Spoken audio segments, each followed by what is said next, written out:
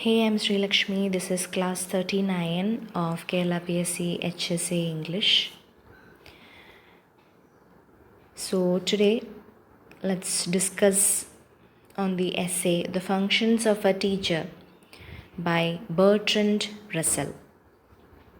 Bertrand Arthur William Russell is a 20th century British polymath, philosopher, logician, mathematician, historian, social critic, political activist, and Nobel laureate. His notable works are Principia Mathematica, A History of Western Philosophy, The Problems of Philosophy, Why I Am Not a Christian, The Conquest of Happiness, etc. So, without much delay, let's move on to the essay, The Functions of a Teacher. So, teaching is the noblest profession. We all know that. But it has got transformed during the last 100 years. The teacher has now become a guide or a mentor. From a small, highly skilled profession concerned with a minority of population, it has changed to a large and important branch of public service. Now, online tutorings are there. We can reach out to a mass of people. Now, it is not restricted to a classroom. Students can talk with teachers who are just abroad or in faraway places. So, technology has changed the scenario of educational field. The profession has a great and honorable tradition. If we take examples from history, but the teacher in the modern world who allows himself to be inspired by the ideals of his predecessors is likely to be made sharply aware that it is not his function to teach what he thinks, but to instill such beliefs and prejudices as are thought useful by his employers. While teaching, there should be no bias. Whatever said by the teacher should not be subjective. The teaching process should be in an objective way. He should not instill his beliefs and prejudices to the students. In former days, a teacher was expected to be a man of exceptional knowledge or wisdom. In Gurukula system, we see that all the students, they stay at the teacher's home and study. They do service for the teacher. During early days, teachers were not doing an organized profession. There were no control in the dissemination of information. Now, teaching or the subjects taught by the teachers had got compartmentalized. Now students can choose their own subject and learn. So it is true that they were often punished afterwards for their subversive doctrines. We all know that in the early times the teaching were or the education was teacher centered. So there were no control on the dissemination of information by the teacher, and because of that teacher were got punished. For example, Socrates was put to death and Plato is said to have been thrown into prison for their doctrines, for spreading their doctrines, which would instill a bad impact on students or people. Any genuine teacher, he or she will survive through his books than in person than in the flesh. A feeling of intellectual independence is essential to the proper fulfillment of the teacher's functions, since it is his business to instill what he can of knowledge and reasonableness into the process of forming public opinion. A teacher has a great responsibility in making future citizens in our nation.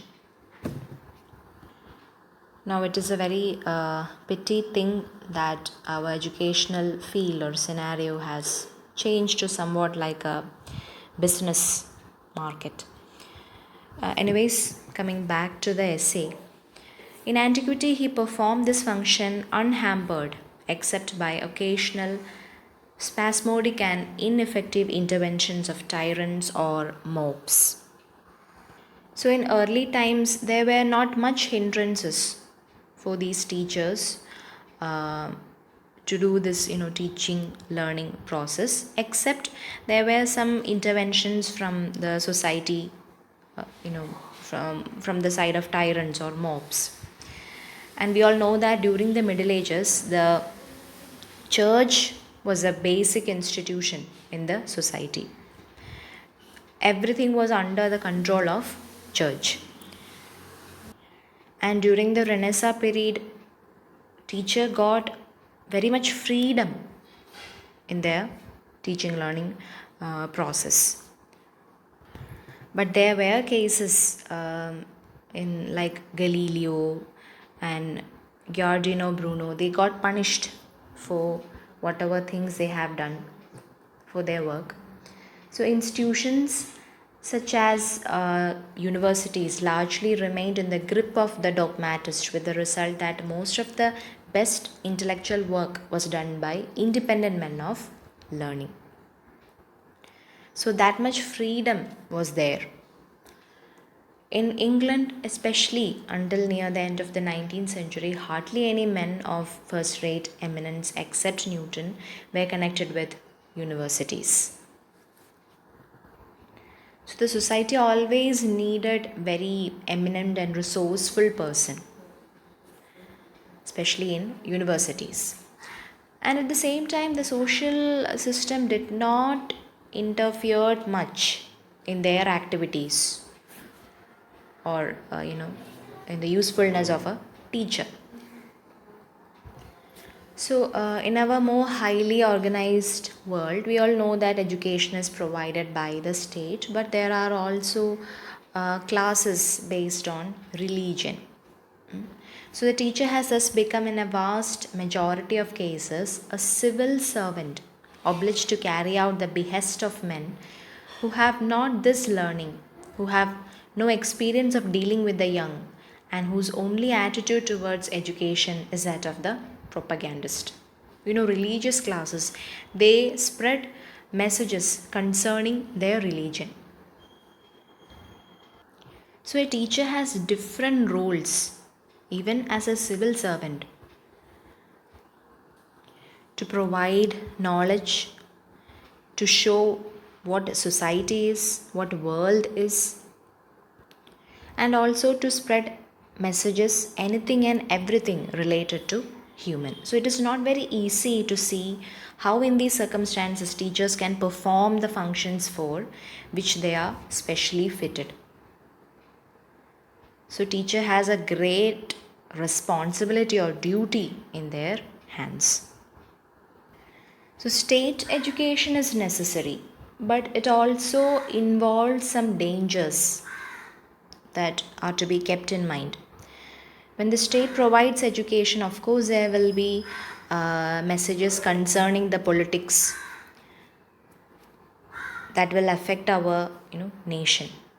The evils to be feared were seen in their full magnitude in Nazi Germany and are still seen in Russia.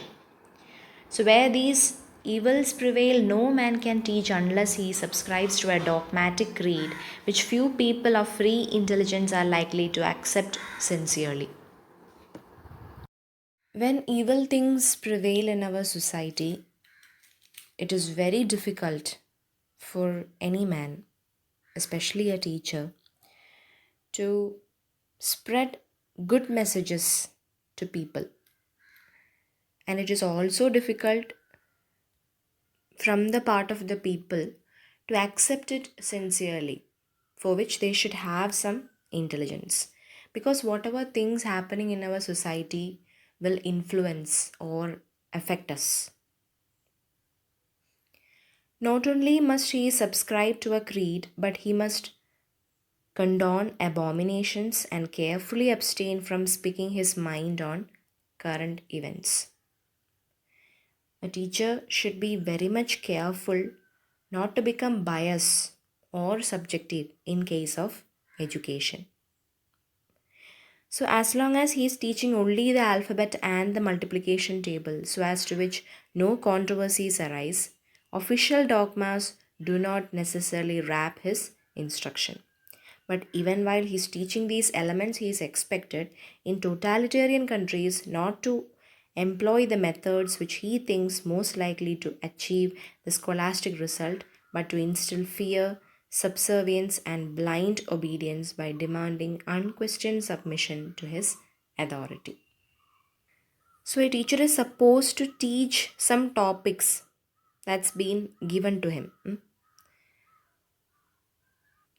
which is devoid of any dogmas or principles and propagandas, but there is a kind of an authority or dominancy to this teacher for which the students should obey him. Whatever is said by him is absorbed or taken by the students. But the fact is that it is good to have a discussion in the classroom about the society, what is happening the outside world. Students should have an idea about it. Then we can prevent these young people by becoming rebels, and like anti-socials, etc. So when there is only discussion about the syllabus or the topic, what will be the result? It will be just like the young in the Nazi Germany or Russia, and they were ignorant of the world outside, what was happening in their country, because there was no discussion in the classroom. There were no awareness. They had no opinions, what to question, what to take, uh, what to intake, and what to give the output to the society. So a teacher should be very much careful while discussing about the state of affairs, because there will be bad elements. It should not give a negative impact to the students. The teacher should give messages which is universal and international. But the cases will be different, as it in Germany, Italy, Russia, or Japan. The way how the students get these training from the teachers will be different. So in each of these countries, fanatical nationalism was what was most emphasized in the teaching of the young, with the result that the men of one country have no common ground with the men of another. The case is that one will have an bad message, or one will get a bad message of other men of the other country, of the neighboring countries, and that no conception of a common civilization stands in the way of warlike ferocity. If it is a warlike situation, it will definitely will have a bad impact, because there will be enmity between the nations or countries.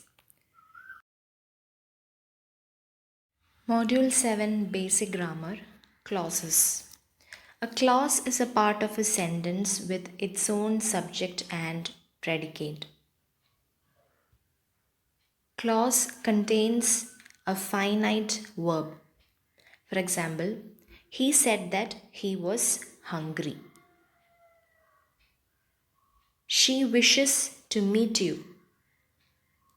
He came out of his house when night came.